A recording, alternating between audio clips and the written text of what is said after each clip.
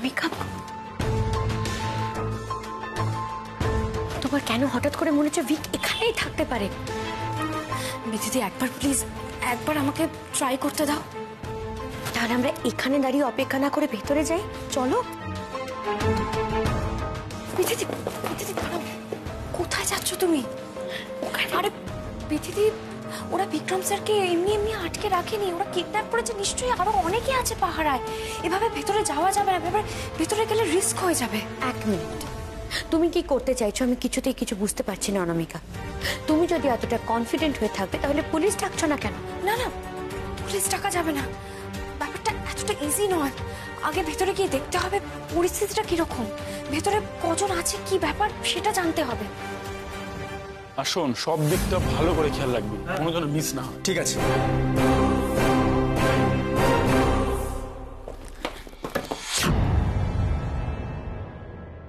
কিছু একটা শব্দ হলো মনে হয়। ও বেড়াল কুকুর হবে হয়তো। বিড়াল কুকুর? শোন, ভেতরে দিলে একা পাহারায় আছে, আর মালটার যা অবস্থা তাতে পালাবার পথ পাবে না। ততক্ষণে আমরা টাকাটা সদবুদ্ধি করে ফেলি, ঠিক আছে? চল। ঠিক আছে, তাড়াতাড়ি চলো।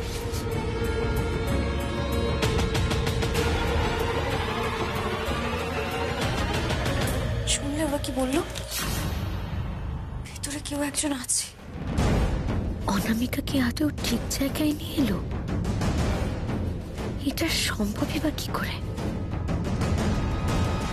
দিদি তুমি এখানে অপেক্ষা করো, আমি আসছি। অনামিকা, অনামিকা দাঁড়াও, তুমি কি পাগল হয়ে গেছো? তুমি শুনলে না ভেতরে লোক আছে? আমার কিছু করার নেই। এটা নিয়ে তুমি গুন্ডাদের সাথে লড়াই করবে?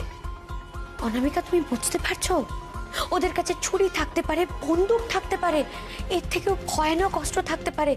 এটা নিয়ে তুমি পারবে না অনামিকা। ওদের কাছে যাই থাকুক না কেন, তাও আমাকে ভেতরে যেতে হবে। আমি তো শুনলাম ওরা বেশি জন নেই, মানে একজনই আছে ভেতরে।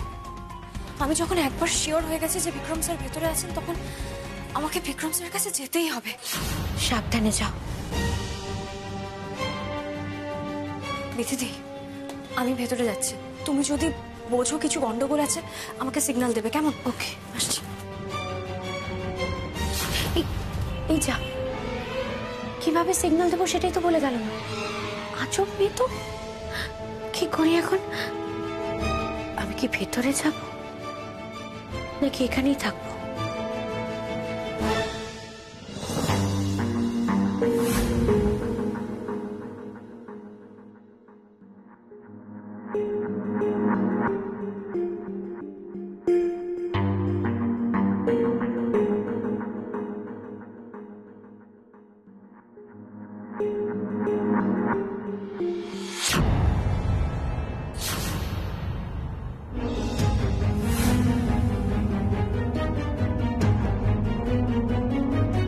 বিক্রম স্যার,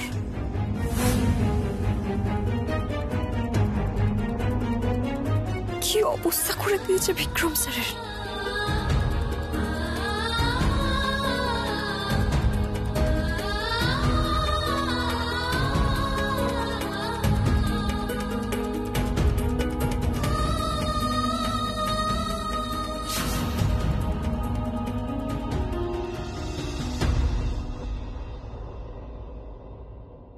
কি বিথি আর অনামিকা শপিং করতে গেছে? মানে হঠাৎ আজকের দিনে যেতে হলো? কি বলছো কি তুমি? আজকের দিনে? আশ্চর্য, ওদিকে তো প্রোগ্রাম, বিশ্ব সূর্য অপেক্ষা করছে, না বলে কয়ে হঠাৎ শপিং এ চলে গেল। আর গেল তো গেল এত সকাল সকাল শপিং এ।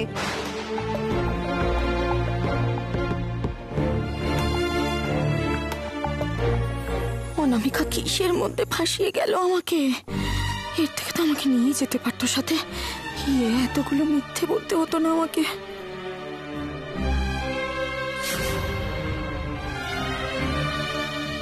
প্রোগ্রাম বলেই তো, মানে প্রোগ্রাম বলেই বলছিল যে একটা স্পেশাল শাড়ি কিনবে। কি অনামিকা শাড়ি কিনবে বলে আজকের দিনে চলে গেল?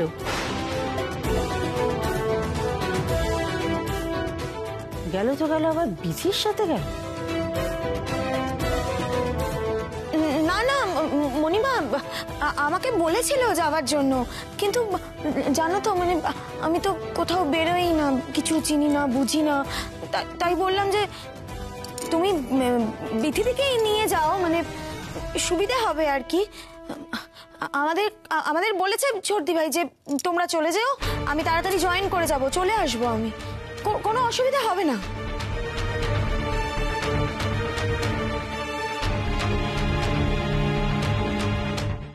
একটা ফোন করে দেখো তো কোথায় আছে। অনামিকা এরকম না বলে কয়ে শপিং করতে চলে যাওয়ার মেয়ে তো নয়।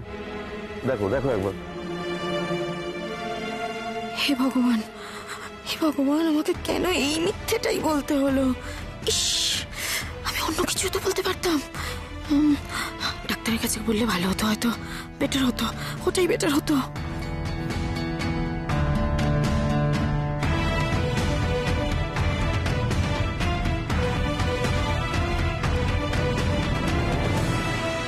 এবার আস্তে আস্তে পা টিপে টিপে এগোতে হবে, যাতে কেউ টের না পায়।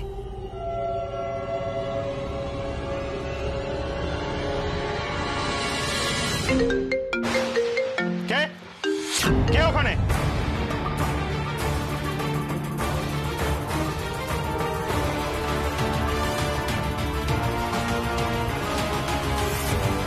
কে ওখানে?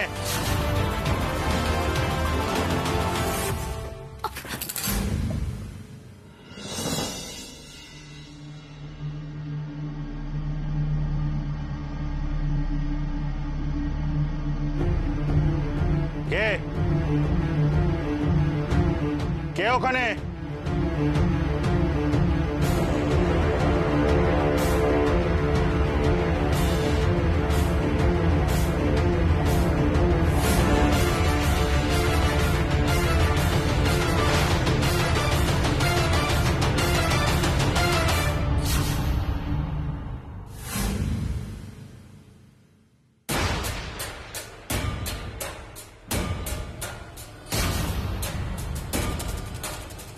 এই কে তুই?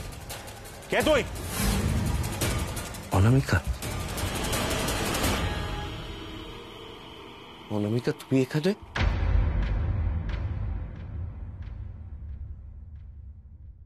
এই কে তুই? কে তুই? না!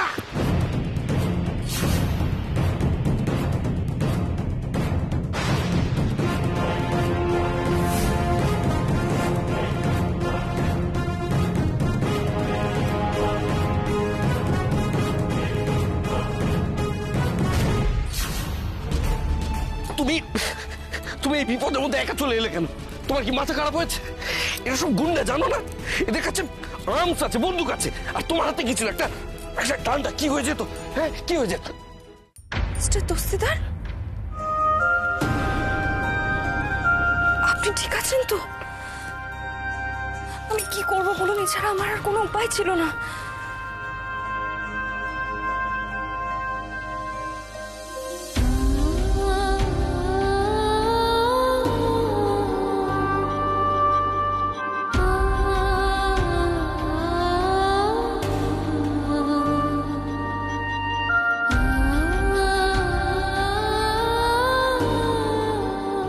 তুমি আমাকে কিভাবে খুঁজে পেলে অনামিকা?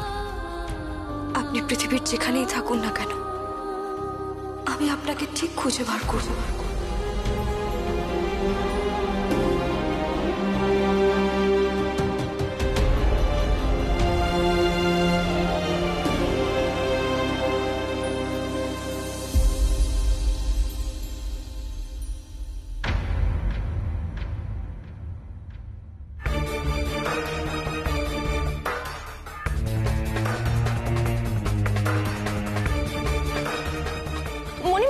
মণিমা বলছি, মণিমা আর ফোন করার দরকার নেই মণিমা, মানে ওই আর কি শপিং করতে গেছে তো, মানে ট্রায়াল দিচ্ছে, শাড়ি কিনছে, বুঝতে তো পারছো, আর ফোন করার। না, বুঝতে পারছি না মহুয়া।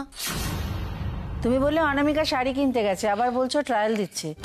শাড়ি কিনতে গেলে আবার ট্রায়াল দিতে হয় নাকি?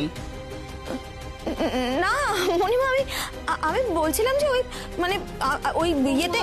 মহুয়া তখন থেকে কি হ্যাঁ না করছো বলো তো? কিছুই তো বুঝতে পারছি না। কি হয়েছে অন্তত আমাকে বলো। আমি ওই মানে ওরা বিজি আছে আসলে, ওই জন্য ফোনটা ধরছে না। মানে আমাকে বলেছে যে তোমরা সবাই চলে যেও, আমি চলে আসবো। ঝর্দি ভাই আমাকে বলে গেছে, মানে চলে গেলেই হয়, ওরা জয়েন করবে এসে এখানে। টেনশন করার মতো কিছুই নেই মা। আরে অনামিকাকে ছেড়ে যাওয়া যায় নাকি? ও যে শুধু আমাদের বাড়ির বউ তাই তো নয়, ও তো আমাদের জুয়েলারি কোম্পানির ডিজাইনারও।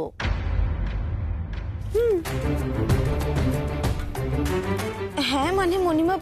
আচ্ছা ঠিক আছে বড় ভাগ্নে, দাঁড়া শান্ত, অত চেঁচামেচি করিস না। আমি রাখছি আমি কথা বলছি। আচ্ছা ভাইয়া বলছি যে সূর্য তো ফোনে চেঁচামেচি করছে, প্রোগ্রাম শুরু হতে যাচ্ছে, মানে প্রেস মিডিয়া চলে এসেছে। হ্যাঁ রে, মানে এখানে টাইম লস করে আমাদের তো এবার যেতে হবে। হ্যাঁ বলছি তাহলে আর অপেক্ষা কেন, চলো সবাই বেরোই। এই এক্স্যাক্টলি, চলো। কেন জানি না আমার ভীষণ খটকা লাগছে।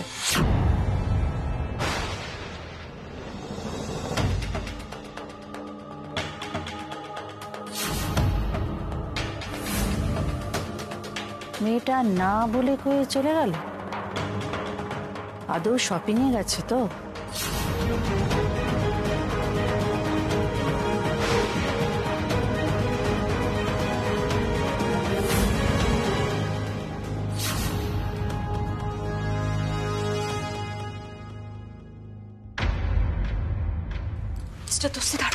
তাড়াতাড়ি চলুন, কেউ চলে এলে বিপদ হয়ে যাবে। কি হয়েছে আপনার? এরকম করছেন কেন?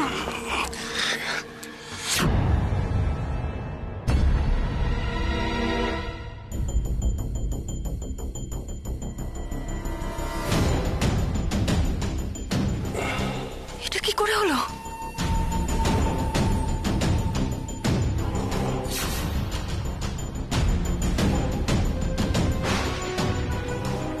ওই তেমন কিছু নয়, আমি পালানোর চেষ্টা করছিলাম, so they shot at me, কিন্তু গুলিটা ভেতরে ঢুকেনি, জাস্ট টাচ করে বেরিয়ে গেছে। গুলি? হ্যাঁ গুলি, বাট যেরকম বললাম আর কি, সিরিয়াস কিছু নয়, চিন্তার কিছু নেই, জাস্ট টাচ করে বেরিয়ে গেছে।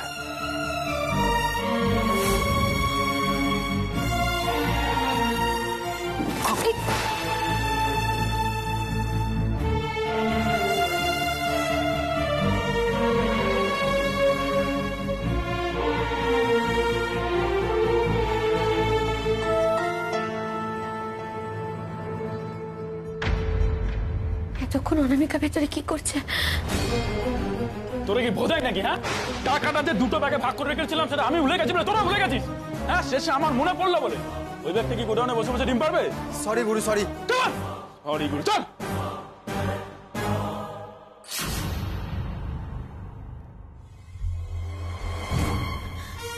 কি হবে এবার? হ্যাঁ, তো দূর থেকে আমি অনামিকাকে সিগন্যাল দেবো কি করে? ও ভগবান, বাবা ফোনই করি।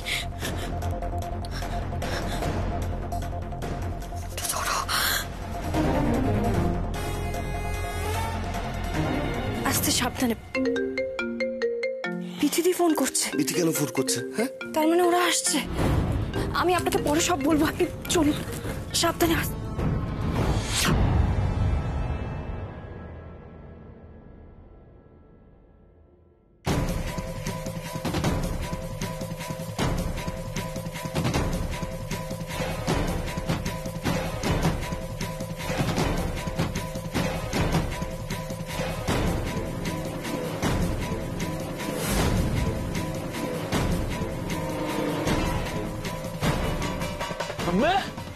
তো হেভি ক্যাচার রে মাইরি।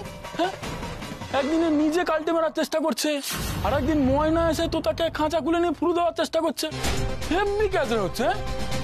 বস বলেছে কেউ নাকি কিছু জানতেই পারবে না, কিন্তু ময়নাতে পুরো খুঁজে গুডানের মধ্যে ঢুকে গেছে রে। হ্যাঁ, খবরদার বলে দিচ্ছি, আর এক পাও এগোবে না। আমরা কিন্তু একা আসিনি, আমাদের সাথে কিন্তু আরো লোক আছে। সত্যি? হ্যাঁ তাই? এটা ডেঞ্জারাস, লোকেদের সামনে এসে উল্টো পাল্টা বলবো না, মেরে দেবে। আরে বাবা, ওদেরকে ডিস্ট্র্যাক্ট করার জন্যই কথাটা বলছি। বলো তাহলে। আমরা কিন্তু পুলিশ ডাকবো দরকার হলে। হ্যাঁ, সরো, আমাদের যেতে দাও, সরো। যেতে তো তোমায় দেবো না। ডাকো, যাকে ডাকার তাকে ডাকো, যা করার তাই করো। কি করছো? কি করছো? চলো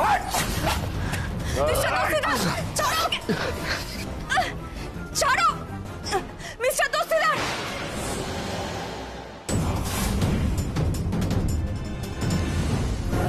ছাড়ো আমাকে, ছাড়ো। বিক্রম স্যার,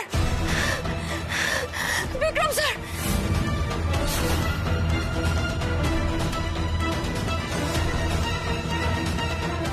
বস যদি জানতে পারে না যেখানে এইসব হচ্ছে, তাহলে আমাদের হাল একদম খারাপ করে দেবে।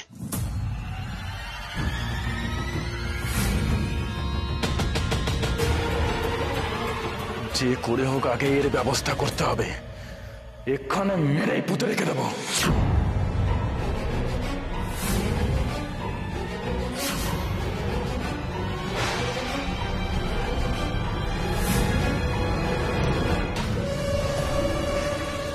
এই তোমরা অনামিকাকে কিছু করবে না। তোমাদের তো আমাকে কিডন্যাপ করে দিয়ে কথা। আমি এখানেই আছি, অনামিকাকে ছেড়ে দাও।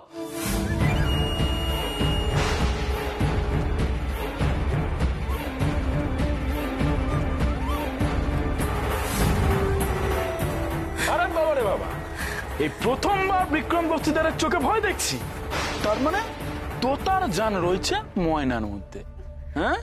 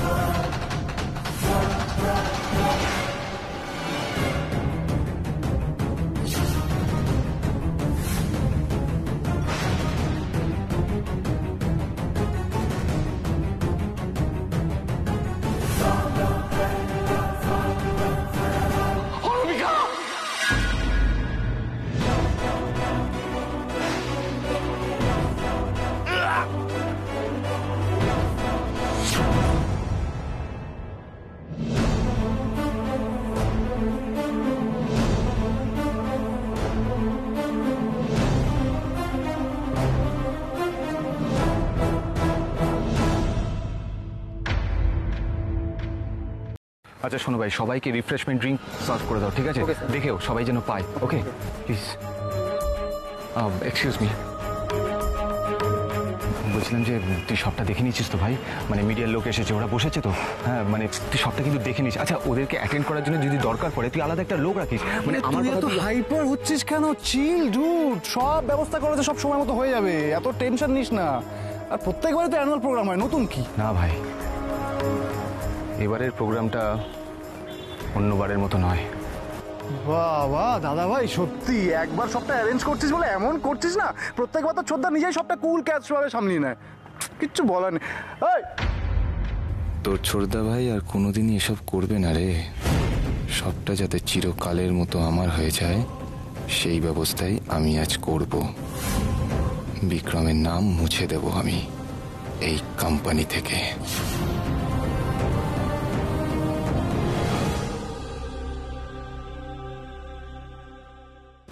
মা, এত দেরি করলে আসতে? আরে দেখ না, অনামিকা সেই সকালবেলা উঠে কোথায় বেরিয়ে গেছে জানি না, ওর জন্য অপেক্ষা করতে গিয়ে দেরি হয়ে গেল আমাদের। এখনো অব্দি অনামিকারা এলো না, এরপর আমি কি জবাব দেব? কি হচ্ছে ওখানে কে জানে।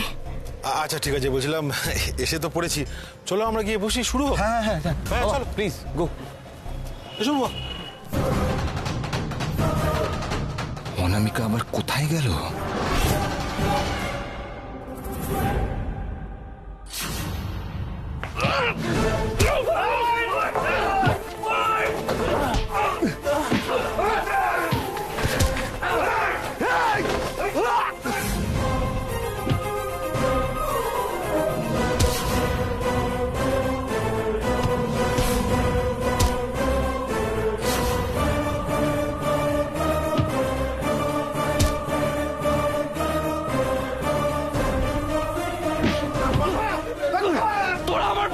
তুলিস কেন করে? অনামিকার গায়ে হাত তুলিস, এত সাহস?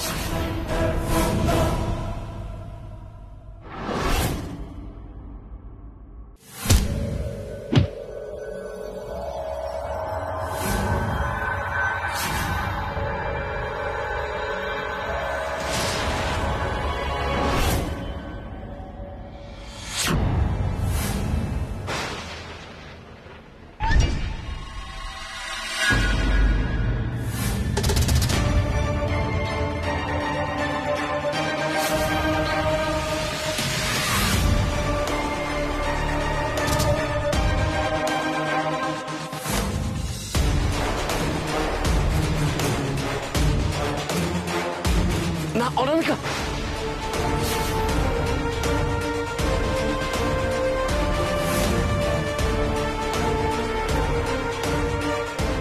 Harris corner officer.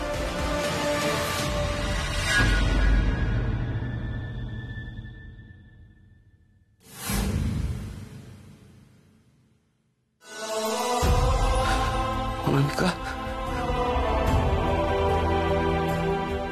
এটা কি করলে তুমি?